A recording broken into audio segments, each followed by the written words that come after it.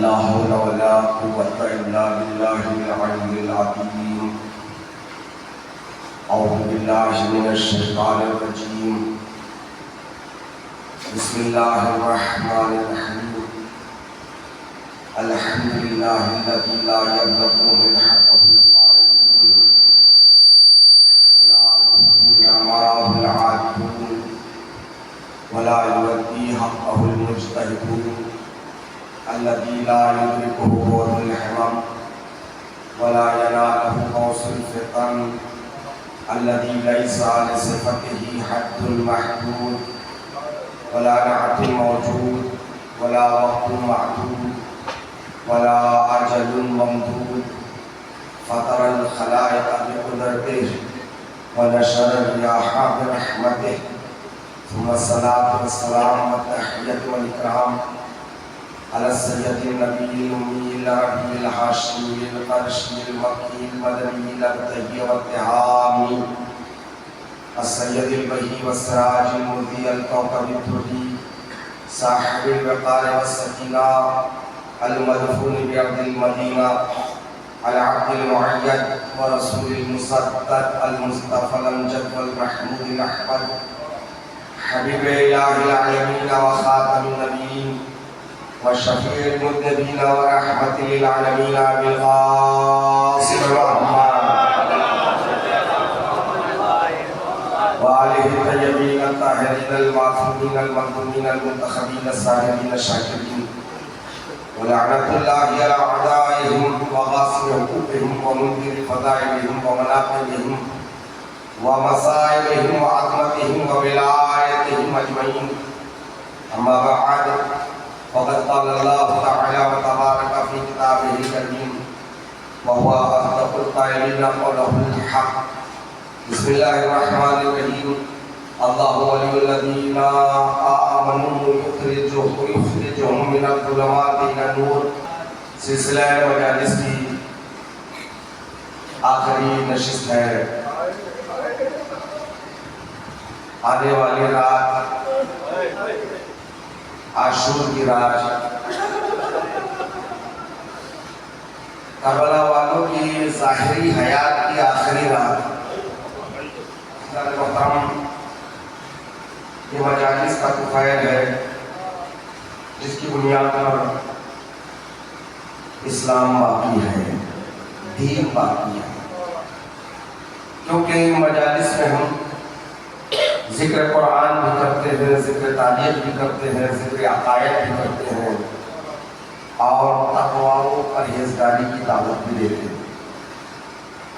گفتگو مسلسل ہے، زیادہ وقت نہیں لوں گا. آج جمعہ کا دن ہے، مجالس کا تسلسل ہے. انشاءاللہ کوشش کروں گا کم وقت میں اپنی خدمت مکمل کر کے آپ سے ملتجیت ہوا ہو جاؤں گا. اللہ نور ہے اور وہ اللہ نور السماوات والارض، وہ زمین و آسمان کا نور ہے. تو وہ صاحبان ایمان کو ولی بن کر اندھیروں سے نور کی طرف لے آتا ہے. وہ خود بھی نور ہے اور وہ لوگوں کو ولی بن کر، سرپرست بن کر ظلمات سے، اندھیروں سے نور کی جانب لے آتا ہے. میں نے گزشتہ مجلسوں میں عرض کیا، خلاصہ کرتے ہوئے آج میں اپنی بات کو زیادہ واضح نہیں کروں گا، صرف اشارے کرتے ہوئے آگے بڑھ جاؤں گا. ولایت یعنی سرپرستی، ولایت یعنی حاکمیت. آپ نے محسوس کیا ہوگا جب ایک گھر میں جو ولی و سرپرست ہوتا ہے، جو گھر کی پوری ذمہ داری اٹھاتا ہے، جو نان و نفع فراہم کرتا ہے، اس کے ہوتے ہوئے زندگی کیسی ہوتی ہے. وہ جب اس کا سایہ سر سے اٹھ جاتا ہے تو زندگی کے معنی ہی بدل جاتے ہیں. وہ ان جیسے ہزاروں لاکھوں ولایتوں سے پڑھ کر ولی ہے. تو اس کی ولایت میں اگر واقعاً ہم زندگی گزاریں تو پھر یہ روز مرہ کی مشکلات ہمیں امتحان نظر آئے گی۔ رضاً بقضائہ و تسلیماً لامرہ، امام حسین نے کربلا کے میدان سے جو سب سے بڑا درس دیا ہے وہ یہی ہے، رضاً بقضائہ۔ بارہا آپ اس جملے کو استعمال کرتے ہیں مگر کبھی اس کے مفہوم پر غور فرمائیں۔ قضا کہتے ہیں فیصلے کو، رضاً بقضائہ، اس کے فیصلے سے راضی ہوں، وَتَسْلِيمًا لِأَمْرِهِ، اس کے امر و حکم پر سر تسلیم کو خم کر رہا ہوں، فیصلے سے رضایت کے ساتھ حکم کے سامنے سر تسلیم خم، دونوں چیزوں سے چیزیں ضروری ہے، کیونکہ بسا اوقات ایسے ہو سکتا ہے اسلام اس انسان سر تسلیم کو خم کرے مگر فیصلے سے راضی نہ ہو۔ حاکم ہے، حکم حاکم مرگ مفاجات، بادشاہ نے حکم دیا، نہ چاہتے ہوئے حکم کے مقابل سر تسلیم کو خم کرنا پڑتا ہے، مگر امام حسین نے واضح کر دیا صرف حکم اور حق کے آگے سر تسلیم کو خم کرنا نہیں ہے، پہلے اس کے فیصلے سے راضی ہونا ہے، پہلے فیصلے سے راضی ہونا ہے، تو وہ جس حالت میں رکھے ہم راضی ہیں۔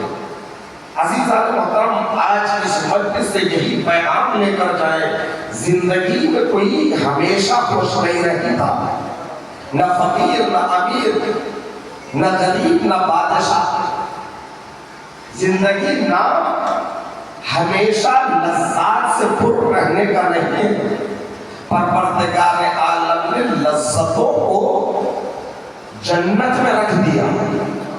زندگی منزل امتحان ہے، یاد رکھو اللہ کو ولی مانتے ہوئے اس کے فیصلے سے راضی رہو گے، مشکل دن بھی بڑے آسانی سے گزر جاتے ہیں۔ توحید کا عقیدہ مضبوط ہونا چاہیے، یہ نہ سمجھو کہ فلاں کے پاس پیسہ ہے تو اس کی زندگی بڑی آرام سے گزر رہی ہے، اس کے پاس بہت سے لوگ ہیں تو زندگی بڑی آرام سے گزر رہی ہے، نہیں عزیزان محترم، اطمینان کی زندگی کے لیے اللہ کو یاد رکھنا ضروری ہے۔ اللہ بذکر اللہ تطمئن القلوب، ذکر الہی، یاد الہی دلوں کو مطمئن رکھتی ہے، اس لیے کہ اس کا ذکر، اس کی یاد، اس کی ولایت کو ہمیں یاد کرواتا ہے۔ رضاً بقضائہ تسلیماً لامرہ۔ کسی نے جابر بن عبداللہ سے انصاری سے سوال کیا، اے جابر، جس وقت وہ بستر عدالت میں تھے، پوچھا آپ کس چیز کو کس چیز سے بہتر سمجھتے ہیں؟ وہ جابر رسول کا دور دیکھا، شہزادی فاطمہ زہرا سلام اللہ علیہا سے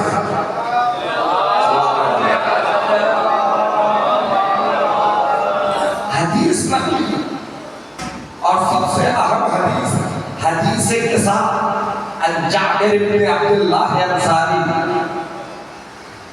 امام حسن کے سامنے ادب خدائی کیا، مولائے کائنات کے سامنے، امام حسین کے سامنے، حتیٰ امام باقر علیہ السلام کی اصل حیات کو درک کیا۔ اب اندازہ لگائیے، یعنی 5 امام اور شہزادی زہرا اور رسول اکرم، یعنی جس نے 7 معصومین کے اثر حیات کو درک کیا، نہ صرف درک کیا بلکہ زانو یہ ادب کو طے کیا اور حاصل کیا، کتنا بڑا عالم ہو۔ تو 4 سال کا علم اور جب جاگ آ جاتا ہے تو اسے آپ عالم سمجھتے ہیں، وہ ڈائریکٹ علم لدنی سے علم حاصل کر رہا تھا۔ اس جابر بن عبداللہ انصاری سے سوال کیا کس چیز کو کس چیز سے بہتر سمجھتے ہیں؟ تو جابر نے کہا میں ضعیفی کو جوانی سے بہتر سمجھتا ہوں، اور اسی طرح میں فقیری کو غنا ثروت مندی سے بہتر سمجھتا ہوں۔ اور اس کے بعد فرمایا میں مرض کو صحت مندی سے بہتر سمجھتا ہوں۔ کیوں؟ اس لیے کہ ضعیفی میں انسان زیادہ خدا سے قریب ہو جاتا ہے، زیادہ عبادت کرتا ہے، جوانی میں خون گرم ہوتا ہے، قدم بقدم شیطان کے فریب میں آ جاتا ہے۔ لہذا جو دور خدا سے قریب ہونے کا ہے، خدا سے عبادت کا روشے پسند کرتا ہے۔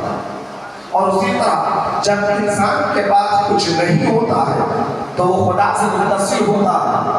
جب اس کے پاس پیسہ آ جاتا ہے خود کو غنی سمجھتا ہے، محتاج نہیں سمجھتا، تو ذکر خدا سے دور ہو جاتا ہے۔ اور اسی طرح اس نے یہ کہا مرض کی حالت میں ہمیشہ انسان خدا سے لو لگاتا ہے، حالت تندرستی میں بھول جاتا ہے۔ لہذا میں جوانی سے ضعیفی کو بہتر سمجھتا ہوں، اور اسی طرح فقیری کو دولت مندی سے بہتر سمجھتا ہوں، مرض کو صحت مندی سے بہتر سمجھتا ہوں، ہے نا؟ توجہ چاہتا ہوں، بات امام محمد باقر علیہ السلام کو امام نے فرمایا جابر کہ یہی بات ہے، تو دست عرب کو جوڑ کر جابر نے کہا آقا 5-6-7 معصومین کا زمانہ تو در کیا، پھر بھی میں صحابی ہوں۔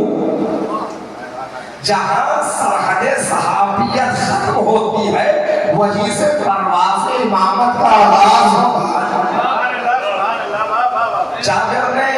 جابر سے خطاب کر کے امام محمد باقر علیہ السلام فرماتے ہیں جابر تمہیں کس نے حق دیا کہ اس کو اس سے بہتر سمجھو، اس کو اس سے بہتر سمجھو، مرض کو صحت مندی سے بہتر سمجھو؟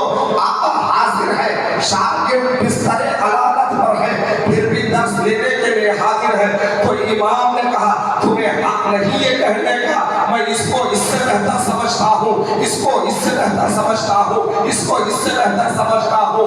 حق یہ ہے کہ خدا جس حال میں رکھے اسی حال میں خوش رہو۔ صلوات محمد والے محمد۔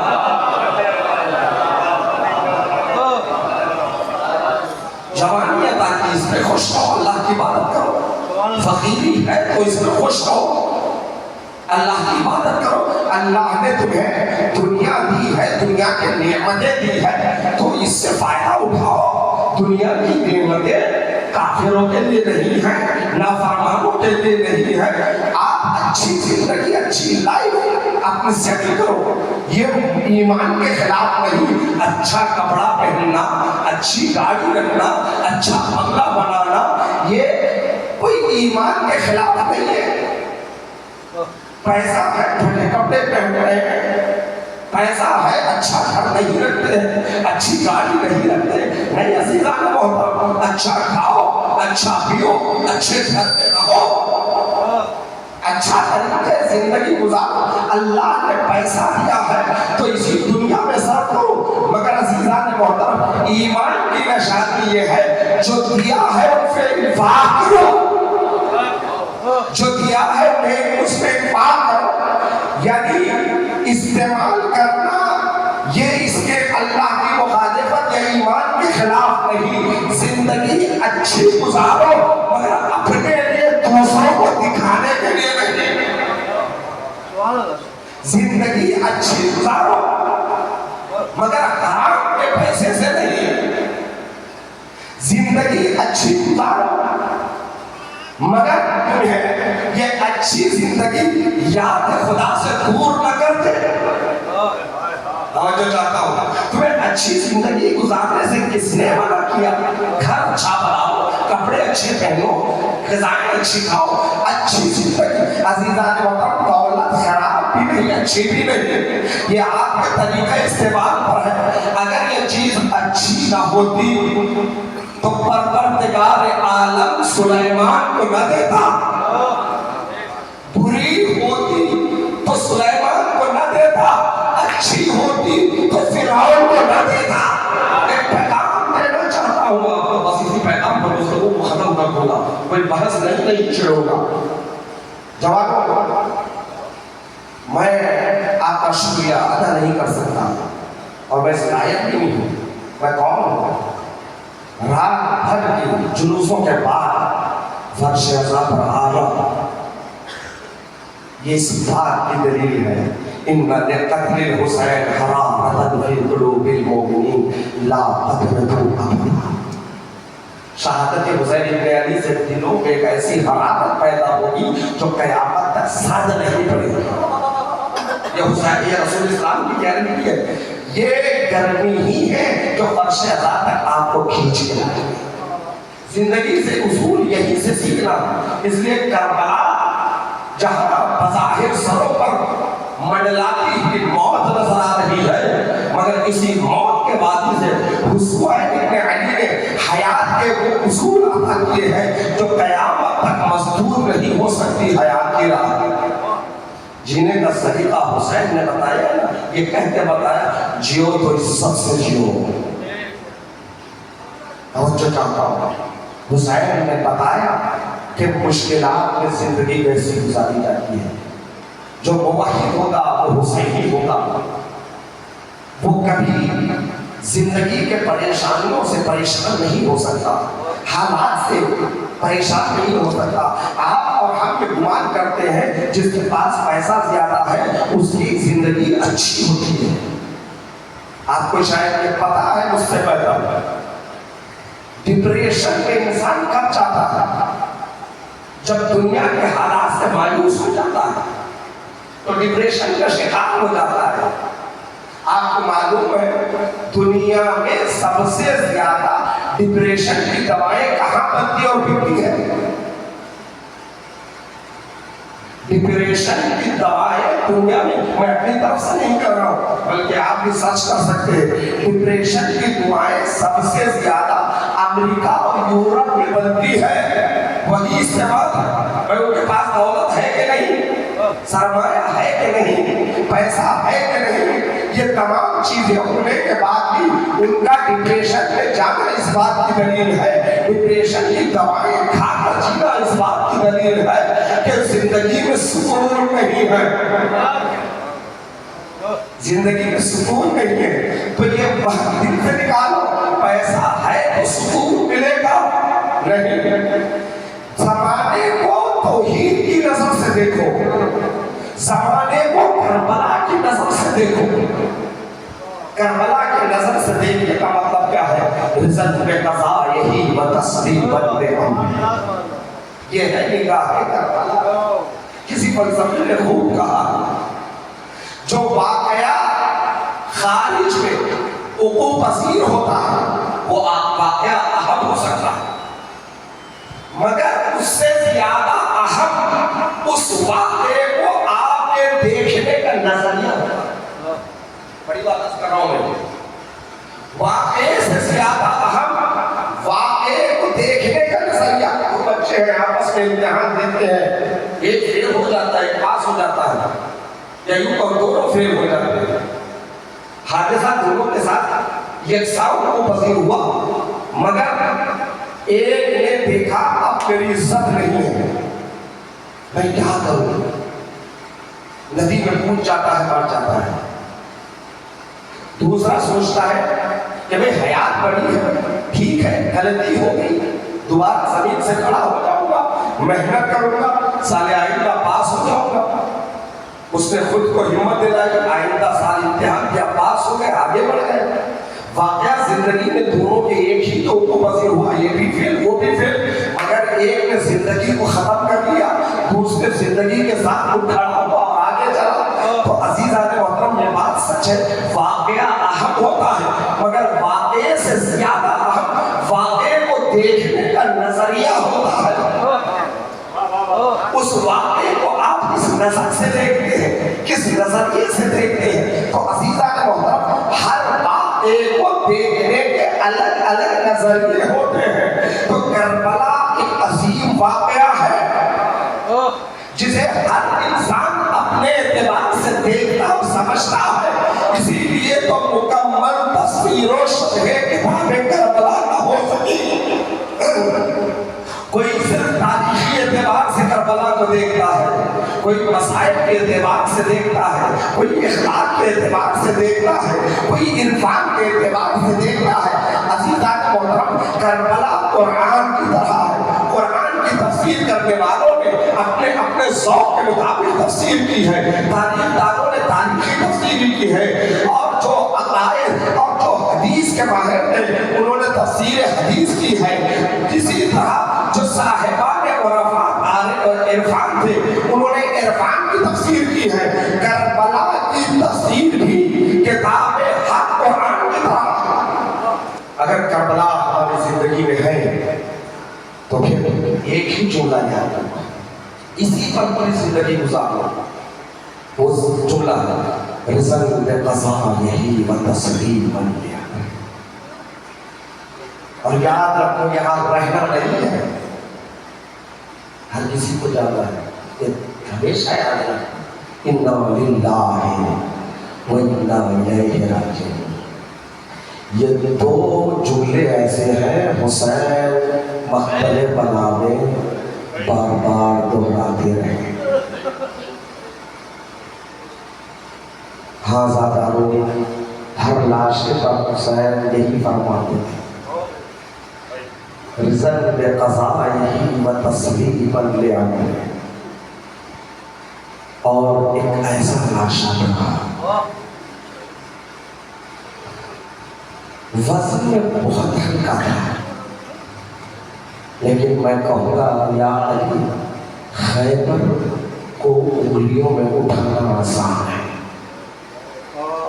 اصغر کے جنازے کو ہاتھوں پہ لے کر حسین کا مقتل سے خیبر گاہ کی طرف جانا، یہ خیبر کے در کو اٹھانے سے زیادہ سخت ہے. آمادہ ہو جائیے، حسین حسین کی غربت، حسین حسین کی طرح. پھر کل کا جملہ دہراؤ، پتہ نہیں سال آئندہ آج کی تاریخ تک ہم میں کون زندہ رہے، کون خدا کا پیارا ہو جائے. سلسلے مجالس کی آخری نشست، آنے والی رات شب عاشور، کل کا دن قیامت کا دن، عاشور کا دن. لبوں پر مسکراہٹ نہ ہو، آپس میں مزاح نہ کرے، کل کوئی کاروبار نہ کرے. کل ایسا رہے جیسے باپ مر گیا ہے. باپ کی مثال کیا، جس کے لیے ہم کہتے ہیں بے ابی انت بے ابی و امی. ارے باپ کیا، وہ ہستی ہے جس پر ہمارے ماں باپ بھی فدا ہو جائے. اس کی شہادت کا دن ہے. وہ ابھی تھوڑی دیر میں کہوا رہے ہیں کہ اصغر اشتبی نکلے. صاحبان اولاد تشریف فرما ہے. مجلس کے آخر میں دعا کا امکان نہیں تو یہی پر دعا کر رہا ہوں، پروردگار جو لا ولد ہے ان کو عزادار علی اصغر کی شکل میں اولاد عطا فرما. میری ماں اور بہنوں کی جو گودیاں خالی ہیں، پروردگار تجھے علی اصغر کے صدقات علی اصغر کا واسطہ ان کی گودیوں کو آباد فرما. نسل عزادار کو قیامت تک باقی عزادار صاحبان اولاد ہے. جب مقبرے بلا میں سب شہید ہو گئے، نہ عباس ہے، نہ علی اکبر ہے، نہ مولا محمد ہے، اب کوئی نہ حسین یکو تنہا جنگ کر رہے مقتل کے جملے ہیں ینزلو یمینا و شمالا، حسین کبھی دائیں جانب دیکھتے ہیں کبھی بائیں جانب دیکھتے ہیں اور فرماتے ہیں یا فرسان الحجاب یا ابطال الصفا مالی انادیکم فلا تجیبونی وادعوکم۔ اللہ اکبر، مولا فرماتے ہیں اے فرسان حجاب، اے سوارو، اے شجاعت مندو، میں تمہیں آواز دے رہا ہوں، تم میرا جواب نہیں دے رہے ہو۔ حسین کی تنہائی، حسین لڑتے جا رہے ہیں، لاشوں کے درمیان رکابوں پر کھڑے ہوتے ہیں، اپنے دوستوں کے لاشے کو دیکھتے ہیں، ادھر حبیب کا لاشا ہے، ادھر مسلم کا لاشا ہے۔ اللہ اکبر، حسین کے دل سے پوچھو یہ کون تنہا ہے؟ کہتے ہیں اینا اینا حبیب ابن مظاہر، اینا اینا مسلم ابن اسجا، حبیب ابن مظاہر تم کہاں ہو؟ مسلم ابن اسجا تم کہاں ہو؟ اٹھو ذرا اپنے آقا کی جنگ دیکھو۔ ہاں عزادارو، آج جمعے کا دن ہے، کربلا میں عاشور کا دن بھی جمعے کا دن تھا، عاشور کا دن بھی جمعے کا دن تھا۔ ہاں عزادارو، ارے صحب کا وقت تمام ہو گیا، حسین عصر سے قریب ہے۔ جب حسین ابن علی لڑنے لگے، سب کو پکارنے لگے، کوئی نہیں تھا، یکو تنہا تھے۔ آواز دی حل من ناصر من ینصرنا، حل من ولیس من یغیثنا، ہے کوئی نصرت کرنے والا جو میری نصرت کرے، ہے کوئی میری آواز سننے والا؟ حضرت حسین نے آواز استغاثہ کو بلند کیا۔ ایک مرتبہ حسین متوجہ ہوتے ہیں، خیمے سے رونے کی صدا بلند ہوئی۔ حسین نے سوچا ابھی میں زندہ ہوں، میرے جیتے جی یہ خیموں سے کیسی آوازیں بلند ہیں، یہ کوہرام کیوں مچا ہے؟ حسین در خیمے پہ آتے ہیں، آواز دی بہن زینب، ابھی میں زندہ ہوں، یہ رونے کی صدا کیسی؟ زینب نے صدا دی بھیا، آپ کی صدائے استغاثہ سن کر اصغر نے اپنے آپ کو جھولے سے گرا دیا۔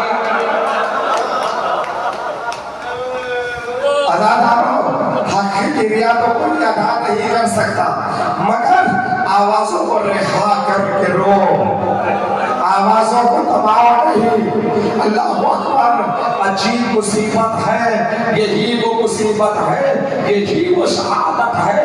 حسین نے ہمیں یاد کیا۔ انسان اپنے دوست کو اسی وقت یاد کرتا ہے جب مصیبت کی انتہا ہوتی ہے۔ میں نے مقتل میں نہیں پڑھا، اکبر کے لاشے کو اٹھاتے وقت حسین نے ہمیں یاد کیا ہو، آنو محمد کے جنازے کے درمیان ماتم کرتے ہوئے ہمیں یاد کیا ہو۔ قاسم کا لاشا جھولی میں بھر کے لائے، مگر یہ سب حسین کے لیے عظیم مصیبت تھی، مگر شہادت علی اصغر حسین کے لیے وہ انتہائی مصیبت تھی۔ امام نے فرمایا شیعتی، اے شیعوں، روز عاشور ہوتے تو دیکھتے میں اس بچے کے لیے کیسے پانی طلب کر رہا ہوں۔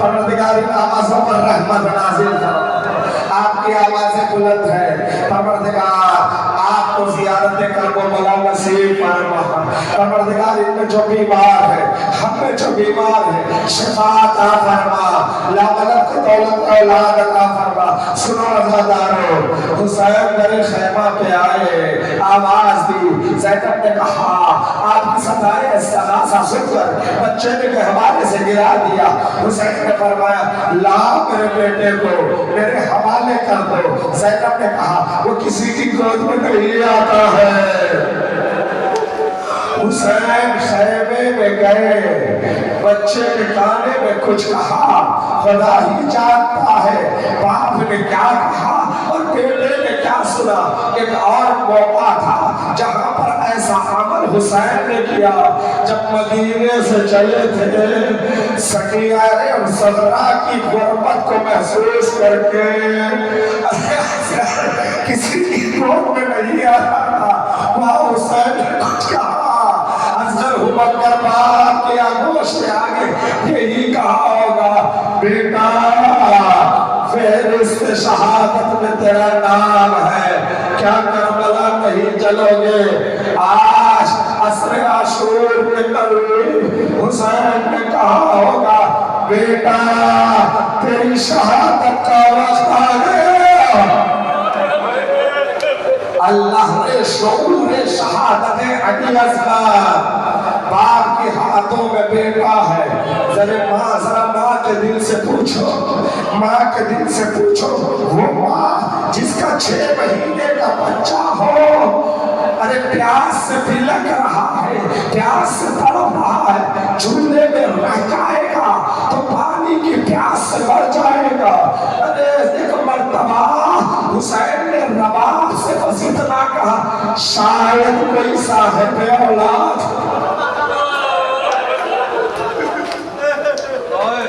اللہ اکبر حسین کے لیے کتنا مشکل ہے کہ رباب کے سامنے سے علی اصغر کو لے جائے جب علی اصغر جا رہے تھے رباب بیٹھ کر یہی سوچ رہی تھی 6 مہینے کا بچہ ہے اس بچے کو کس سے دشمنی ہوگی اس کی پیاس کو دیکھ کر دشمن کو بھی رحم آ جائے گا میرا بچہ پانی سے سیراب ہو جائے گا یہی سوچ رہی تھی ایک مرتبہ رباب کے خیالوں کا رخ بدلتا ہے یہ سوچ گھبرا جاتی ہے جس نے علی اکبر کو رحم نہیں کیا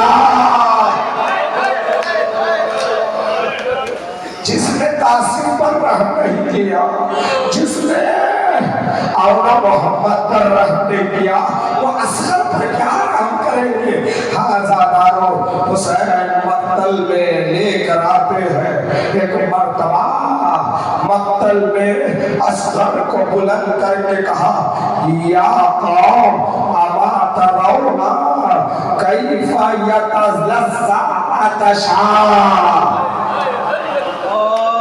ان لم ترحمونی فرحموا هذا الطفل اے قوم جفاکار کیا تم نہیں دیکھ رہے ہو بچہ شدت آتش سے تڑپ رہا ہے کلام حسین کی ترجمانی بھی نہیں کر سکتا حسین نے کیا کہہ دیا ان لم ترحمونی فارحموا اگر تم مجھ پر رحم نہیں کرنا چاہتے ہو کم سے کم 6 مہینے کے بچے پر رحم کرو کیف یتلذذ اللہ اکبر اس مجلس میں اس لفظ کی ہر سال شرح کرتا ہوں اور آپ ہر سال ایسے ہی گریہ کرتے ہیں جیسے پہلی مرتبہ سن رہے ہو اللہ اکبر مصیبت کربلا کا معجزہ یہی ہے نا جتنی بار سنو اتنی بار آنکھیں بھر آتی ہے کیف یتلذذ لغت عرب میں یتلذذ شدت آتش کو کہتے ہیں اور شدت آتش کیا ہوتی ہے جانتے ہو عزادارو ارے شدت آتش پیاس کی آخری منزل شدت آتش یعنی پیاس کی آخری منزل، پیاس کی آخری منزل کیسی ہوتی ہے؟ جانے کے عزاداروں کو کبھی دریا کے کنارے چلے جانا، جب دریا سے مچھلی کو نکالا جاتا ہے نا تو مچھلی کی حیات پانی میں، 6 مہینے کے بچے کی حیات کی ضمانت شیر مادر سے ہوتی ہے جس کی ماں کا دودھ خشک ہو گیا، 3 دن سے پیاسا، وہ بچہ کیسے جی پائے گا؟ یہ پہلی اللہ اکبر، یہ شدت عطش ہے کہ بچہ پیاس سے بلک رہا ہے۔ مچھلی کو ساحل سے نکالنے کے بعد پیاس کا جب پہلا حملہ ہوتا ہے، پہلی منزل آتی ہے تو مچھلی ساحل سے اپنے وجود کو اچھالتی ہے، گراتی ہے۔ پہلی منزل تھی، اثر نے کہ ہمارے سے گرایا۔ اللہ اکبر، جب آتش کا غلبہ مزید بڑھتا ہے، مچھلی میں اتنی طاقت نہیں ہوتی ہے، اپنے آپ کو ساحل سے اچھالے گرائے، اب طاقت ختم ہو جاتی ہے تو مچھلی ساحل پر کروٹیں لیتی ہے۔ دیکھا گیا نا آپ نے، مچھلی اب اچھال نہیں سکتی، طاقت ختم ہو گئی، پیاس کی شدت ہے تو مچھلی اپنے آپ کو ساحل پہ کروٹیں دیتی ہے۔ اصغر ہے، زمین کربلا ہے، شدت عطش ہے۔ عزاداروں، جب پیاس کا آخری غلبہ ہوتا ہے، آخری منزل ہے، بس اس کے بعد موت ہے اور کچھ نہیں۔ اس مقام پر مچھلی میں اتنی طاقت بھی نہیں ہوتی ہے، بدن کو ادھر ادھر کروٹ دے، ایسی حالت میں بس زبان کھولتی ہے، بند کرتی ہے، زبان کھولتی ہے، بند کرتی ہے۔ یہ ہے یتلذا، شدت عطش کی آخری منزل پر علی اصغر ہے، ارے زبان کھول۔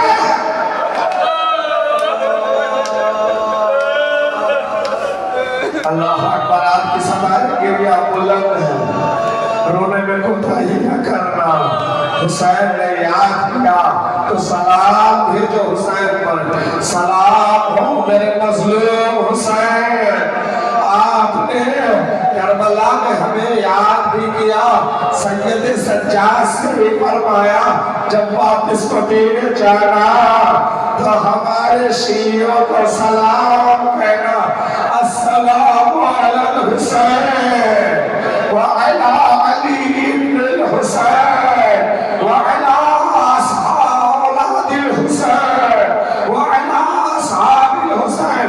حسین آپ پر ہمارا سلام، قضاء و قدر الہی والے تھی، ہم کربلا میں نہیں تھے، آج ہم آنسوؤں کا پھلسا دے رہے ہیں۔ اور ایک مرتبہ اصغر نے جب شدت عطش کی آخری منزل پر اظہار عطش کیا، قوم جفا کا اپنے چہروں کو اصغر کی سن سے ہٹا کر رونے لگے۔ اللہ اکبر، کسرے ساتھ ڈر گئے کہیں فوج میں انقلاب نہ جائے، اصغر کا یہ رونا کہیں ہماری فوج پر اثر انداز نہ ہو جائے۔ حسین تقریر کر رہے، دیکھو اس بچے کی عطش کو دیکھو۔ اللہ اکبر، حسین کی گفتگو جاری ہے، اصغر کا عمل جاری ہے۔ کسرے ساتھ نے کہا، آئینہ آئینہ حرملہ، حرملہ تو کہاں ہے؟ ایک نا کلام الحسین، حسین کو کلام کو، حسین کے گفتگو کو کہا کہتے ہیں۔ بس عزادارو اتنا تھا، حرملہ آگے بڑھتا ہے، چلے سے کمان کو نکالتے، چلے سے تیر کو نکالتا ہے، کمان میں چوڑتا ہے، اب چوڑ رہا کیا؟ بڑی آسانی سے آپ نے سن لیا۔ بڑی آسانی سے آپ سن لیں. حرملا نے کمان سے تیر کو رہا کیا. جانتے ہو کیسا تیر تھا؟ جانتے ہو جب حرملا کو گرفتار کر کے مختار کے دربار میں لایا گیا تو اللہ اکبر مختار نے کسی کو ایسے ہی سزا نہ دی. پہلے اس کے ظلم کا اقرار اس کے زبان سے دیا.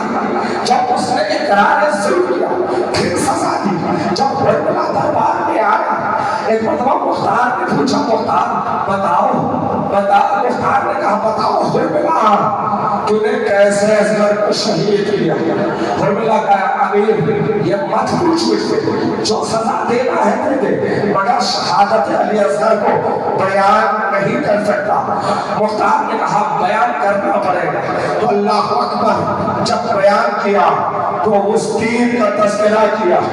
عرب میں کئی طرح کے تیر ہوتے ہیں. محملہ معجمہ جس کے الگ الگ نام ہوتے ہیں. الگ الگ پرندوں کے لیے الگ الگ جانوروں کے لیے استعمال ہوتے ہیں. ان تمام تیروں میں سب سے خطرناک تیر تیرے سے شعبہ جن کے 3 شعبے ہوتے ہیں. اللہ اکبر اللہ اکبر.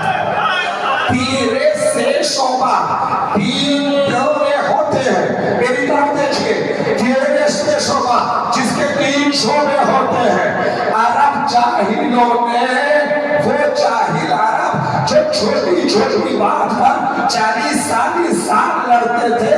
جاہل عربوں نے قبیلوں کے جگہوں میں ایک بات ہے بیٹھ کر اس بات کو طے کیا ہم لڑیں گے مریں گے مگر کبھی بھی اس تیر کا استعمال نہیں کریں.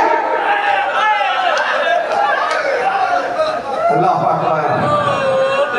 ہم آپس میں لڑیں گے ہم ایک دوسرے کو ماریں گے مگر یہ اتنا خطرناک تیر ہے ہم اس کا استعمال نہیں کریں گے. جانتے ہو اس تیر کی طاقت کیا ہے؟ 7 لوہے کے پردے کو چاک کر کے نکل جانے والا جسے کھڑے ہو کر چلایا نہیں جا سکتا.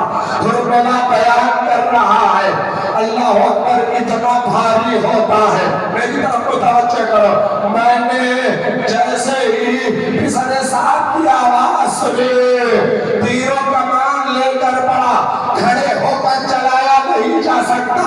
میں نے ایک زانو کو زمین پہ رکھا دوسرے سے پوری طاقت سے جو چلایا سے شعبہ تیر حسین نے اصغر کو اپنے گولی میں لیا. سنسناتا ہوا تیر جب گلگوں میں اصغر پہ لگا مقتل کے جملہ فَيَنْقَلِبُ السَّبِيلِ عَلَى يَدَيْ الْإِمَامِ. بچہ باپ کے ہاتھوں پر لڑ گیا.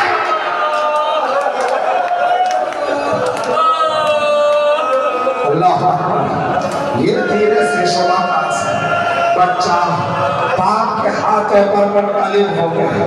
بچہ تیرے سو شعبہ سے عالم یہ ہے مقتل کا جملہ ہے فَزُمِحَتْ طِفْلُ مِنَ الْحُزْنِ إِلَى الْحُزْنِ. اللہ اکبر. تیر سے گلا چھدتا ہے تیر سے گلا چھدتا ہے مگر مقتل کہہ رہا ہے فَزُمِحَتْ طِفْلُ مِنَ الْحُزْنِ إِلَى الْحُزْنِ. ارے تیر بہت بڑا تھا بچہ بہت چھوٹا تھا. تیر کے چلنے سے بچہ کان سے کان تک سبھا ہو گیا.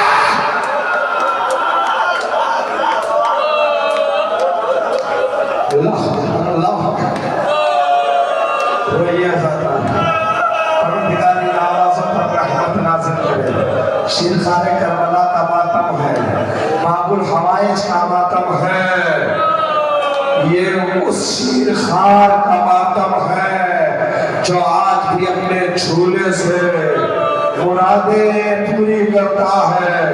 ہاذا دارو اللہ اکبر. ایک بہار یا کہیں کا واقعہ ہے، ایک شخص تھا، اللہ نے اس کو بہت کچھ دولت دی ہے مگر اولاد کی دولت نہیں تھی، یہاں گیا وہاں گیا، ان سے مانگا ان سے مانگا، ڈاکٹروں کے پاس گیا، پیر و مرید کے پاس گیا، اولاد کی دولت نہیں ہے، اللہ کا دیا ہوا سب کچھ ہے۔ اللہ اکبر۔ کسی نے کہا آج محمد کی نوتان یہ جائے اے علی اصغر کا جلوس تیرے گھر سے ہو کر گزرتا ہے، جھولے والے سے کیوں نہیں مانگ لیتا؟ ہندو تھا مگر کہا اللہ اکبر، یقین سے میں آج اس جھولے والے سے مانگوں گا، اگر مجھے وہ عطا کر دیں گے میں ان کا مذہب اپنا لوں گا۔ گہوارے کے قریب جاتا ہے، کہتا ہے اے جھولے والے پیاسے دیوتا، مجھے پتا نہیں آپ کون ہے، سنا ہے آپ ہمارے سے عطا کرتے ہیں، مجھے اولاد کی دولت دے دو۔ سال گزرا نہیں، وقت کا پرندہ اڑتا رہا، مرور زمانہ کے ساتھ اس کے گھر میں ایک بچہ آ گیا، 1-2 مہینے کا بچہ ہے۔ ایک مرتبہ ساتارو محرم کی تاریخیں پلٹ کر آ گئی، ایک مرتبہ وہ جلوس گہوارے کا اب اس کے گھر کے سامنے سے گزرنے والا ہے، لوگوں نے دیکھا وہ بار بار اپنے گھر سے باہر آتا ہے، بہت پریشان ہے، بہت بے چین ہے، گہوارے کو دیکھتا ہے، دوڑتا ہوا گھر میں چلا جاتا ہے، پھر تھوڑے دیر باہر آتا ہے، پھر گہوارے کے جلوس کو دیکھتا ہے، اپنی کتنے دور پر ہے، کتنے فاصلے پر ہے، پھر چلا جاتا ہے۔ 3-4 مرتبہ اس طرح سے کیا، کسی نے پڑھ کر پوچھا بھائی کوئی تکلیف، کوئی مصیبت، کیا کوئی بات ہو گئی؟ تو اس نے کہا بھائی یہ جو گہوارے کا جلوس ہے نا، اسی گہوارے والے نے مجھے بچے کی اولاد کی دولت دی ہے، ماں نے یہ طے کیا جب تک گہوارے کا جلوس گھر کے دروازے سے گزر نہ جائے میں بچے کو دودھ نہیں دینا۔ اللہ اکبر۔ جب تک گہوارے کا جلوس گھر کی چوکٹ سے نہ گزر جائے میں دودھ نہیں پلاؤں گے۔ اللہ اکبر۔ منزل دیکھے وہ کہہ رہا ہے بچہ جاں بلب ہے، پیاس سے پریشان ہے، بار بار دیکھ رہا ہوں جلوس کا گھر تک آئے گا، میں کہوں گا بھائی جلوس تیرے گھر سے گزر جائے گا تو بچے کو دودھ پلا دے گا، مگر ہائے اصغر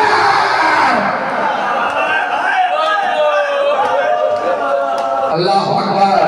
حسین ہے، حسین کی غربت ہے، ہاتھوں میں لاش علی اصغر ہے، کبھی یہ سوچ رہے ہیں کس منہ سے کس بات سے کس طرح میں ماں کے سامنے بچے کی میت کو پیش کروں، کبھی سوچتے ہیں بچہ تو مر چکا، ماں کو آخری دیدار سے کیوں محروم رکھا جائے۔ کل عاشور ہے نا عزادارو، ہم مل کر اعمال انجام دیں گے نا، تو عمل انجام دیتے ہیں نا، 7 مرتبہ آگے اور پیچھے اِنَّا لِلَّهِ وَإِنَّا إِلَيْهِ رَاجِعُونَ کلمہ استرجاع کو زبان پر جاری کرتے ہیں نا، جانتے ہیں یہ حسین کی تعصی کا عمل ہے۔ لاش اصغر کو لے کر حسین کبھی آگے جاتے ہیں کبھی پیچھے آتے ہیں، زبان پر کلمہ استرجاع اِنَّا لِلَّهِ وَإِنَّا إِلَيْهِ رَاجِعُونَ۔ حسین بھی آخر خیمگاہ تک پہنچے، آواز دی رباب آؤ اپنے بیٹے کو لے جاؤ، رباب اٹھتی ہے مگر اٹھ نہیں پاتی، مامتا نے پیروں میں زنجیریں ڈال دی، بڑی مشکل سے رباب در خیمے تک پہنچی۔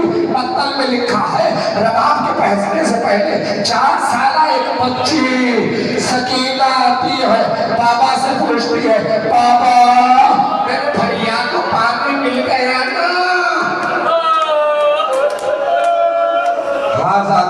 پھر رباب آتی ہے، حسین نے رباب سے صبر کا وعدہ لیا، رباب نے صبر کا وعدہ کیا، بس حسین نے ابا کے دامن کو ہٹایا، علی اصغر کو پیش کر دیا۔ رباب نے غار سے دیکھا، مکہ ڈھلا ہوا ہے، خون کے نشان ہے۔ ایک جملہ کہا، آیا بنیا مصر کا یون ہے، بیٹا مجھے معاف کر دینا، میں نہیں جانتی تھی تیرے سن کے بچے بھی نہر کیے جاتے ہیں۔ اللہ اکبر، یہ نہیں کہا تیرے سن کے بچے بھی تیر سے نہر کیے جاتے ہیں۔ جانتے ہو نہر کہتے ہیں کس کو؟ اللہ اکبر، اسلام میں ذبح کے 3 طریقے ہیں۔ ایک طریقہ جانوروں کو پانی سے نکالنا، ارے مچھلی کو پانی سے نکالنا، یہ پہلا طریقہ ہوتا ہے۔ اسلام کے 3 طریقوں کی آزمائش کربلا کے میدان میں علی اصغر کے لیے 3 طریقے استعمال ہوتے ہیں۔ مچھلی کا ذبیحہ پانی سے باہر نکال دینا، اصغر کے لیے سب کچھ، ماں کا دودھ اور پانی، 3 دن کا بھوکا پیاسا اصغر، جہاں بلب اصغر، یہ ذبح کا پہلا طریقہ۔ دوسرا طریقہ اسلام میں یہ ہے کہ جو بڑے جانور ہوتے ہیں نا، جیسے اونٹ ہوتے ہیں، ان کو گوشت کی طرح ذبح نہیں کیا جاتا، بلکہ بلندی پر ٹھہرا کر تیر چھوڑا جاتا ہے۔ اس کو کہتے ہیں نہر کرنا۔ ارے مادر اصغر یہی تو کہہ رہی، میں نہیں جانتی تھی تیرے سن کے بچے بھی نہر کیے جاتے ہیں۔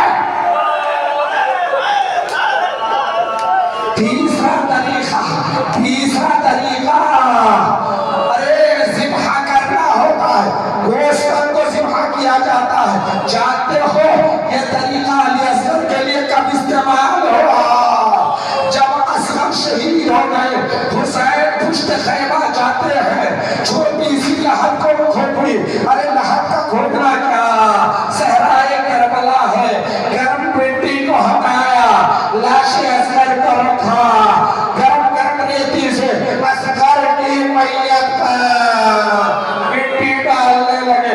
بڑا مشکل ہے، شریعت نے انسانی جذبات کا خیال رکھا، اسی لیے اپنے عزیز میتوں پر مٹی ڈالنے کو مکروہ قرار دیا، مگر حسین کی مجبوری کوئی نہیں ہے، مٹی ڈالتے رہے یہاں تک چہرے تک۔ مجھے نہیں معلوم، روایات خاموش ہے، کبھی مٹی کی گرمی دیتے ہیں، کبھی اصغر کا چہرہ، مجھے پتا نہیں اصغر کو حسین نے کیسے دفن کیا۔ اللہ اکبر، شام قریب آ گئی، خیمے چل گئے، 11ویں محرم نمودار ہوئی، جب سروں کی گنتی ہوئی تو ایک سر کی کمی نظر، سنیے مدارو، پولیس کو تمام کر رہا ہوں، جب سروں کی گنتی ہوئی ایک سر کی کمی محسوس ہوئی تو ایک ظالم نے کہا، میں نے دیکھا حسین اپنی شہادت سے پہلے لاش اصغر کو لے کر پشت خیمہ گئے، اب خیمے تو نہیں، حکم ہوا نیزہ بردار ہو جاؤ، زمین کا جائزہ لو، قیامت ہو گئی ازادارو، نیزہ بردار جاتے ہیں، زمین کا جائزہ لیتے ہیں، قیامت ہو گئی، ایک ظالم